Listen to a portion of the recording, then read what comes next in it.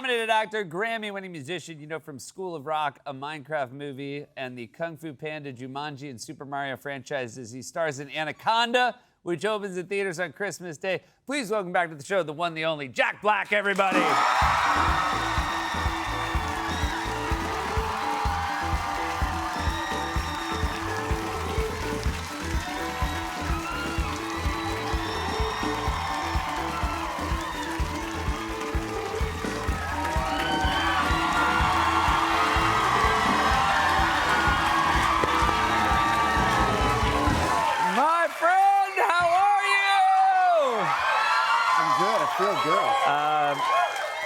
I want to start by acknowledging a little bit of history, a little bit of shared history. Yeah? 20 years ago this week. What?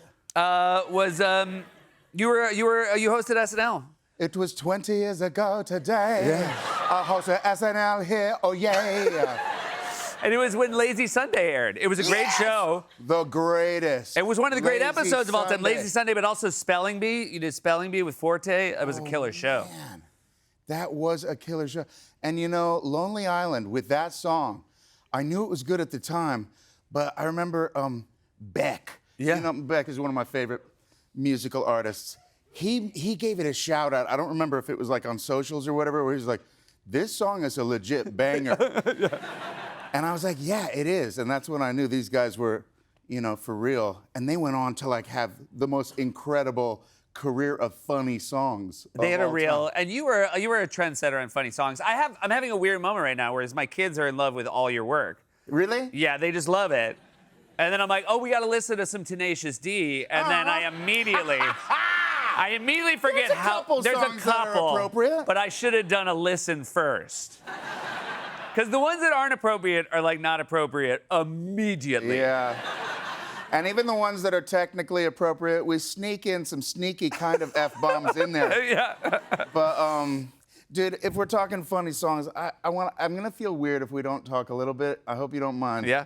I don't really want to talk about anything other than Rob Reiner because Oh, yeah. he was such an incredible inspiration to me. And if you mention Tenacious D, there is no Tenacious D without Spinal Tap. I know, right? And anyone out here, any of the young millennials that haven't seen Spinal Tap, do yourself a favor. There's no School of Rock without Spinal Tap. And I love so many of his movies. It's like an incredible oeuvre of films that he made. What a genius. But also, it was this genre-spanning thing of like, you know, he was like sort of the grandfather of like the mockumentary. Yes. You know? I think he invented it. And then, you know, but also like, you know, one of the best courtroom dramas, one of the best like kids movies of all time, one of the best horror. Yeah, horror, misery. It's really, it is really nuts. But anyways, I just wanted to really quick give a shout out for one of the biggest inspirations in my life and send love to the universe to one of the greats. That's a good one of the greats. He brought so much joy. It was also, it was coming up on 2 decades. Well, I guess maybe it was a little bit less, but you came back and hosted SNL last April. And, you know, Jack, you're a man who knows, you like push it, like you go 110 all the time, but like 20 years is a bit of a gap. Yeah, it was Did a you long feel time. I did feel it, but I also felt like, hey, you know what? I had an incredible experience, life-changing experience on SNL 20 years ago, and I was like, I had my time. And now they're on to the next generation of flavors and tastes. I'm never gonna be like, but then when I got the call, you know, everyone who's ever been on Saturday Night Live, when you get that call, it was my manager and my publicist, because they both wanted to be the one to tell me. And when I see that call coming in on my cell phone, oh, my manager and my publicist, this is gonna be big. What's up? What's up, guys? And they're like, Jack, they want you back on SNL. And you know, it's like, it's a highlight. But also, as soon as they tell you, you're thrilled and you're celebrating, and then the terror. Yeah. Because it is the scariest gig. Yeah.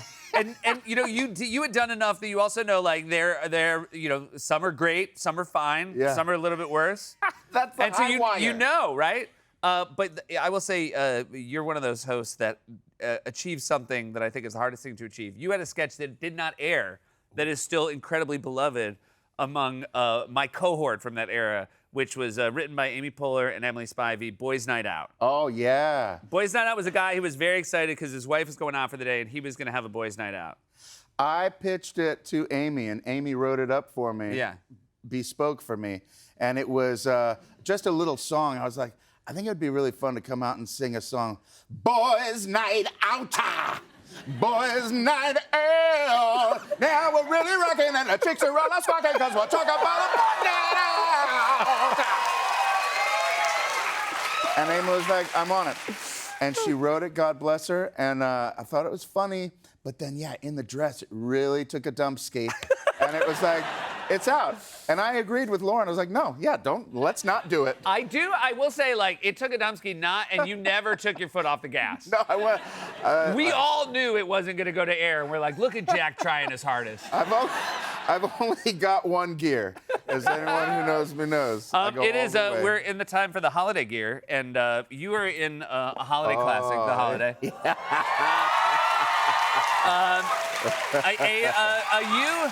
The famous Jack Black, Kate Winslet two-hander, the romance. The famous. Look, here's the thing.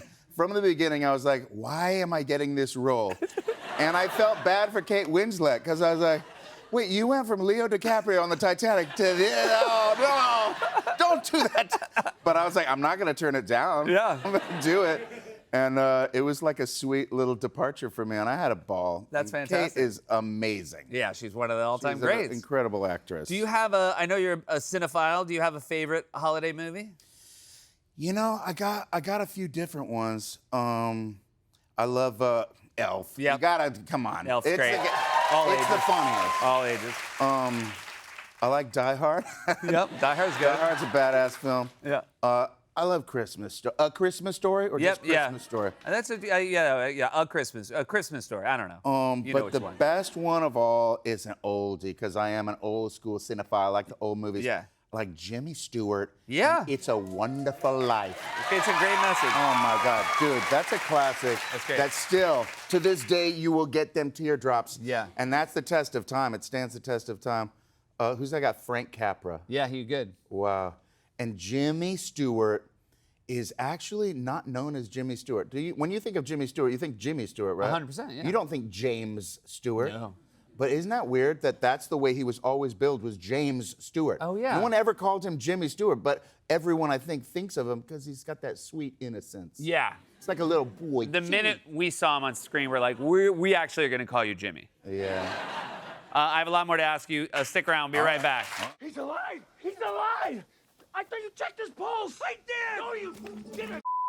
Shut What the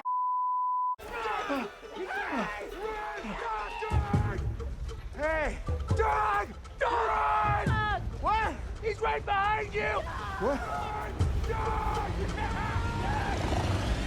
Ah!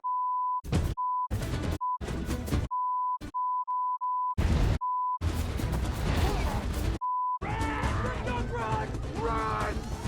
What the hell is on my back? It's a long story. Just run!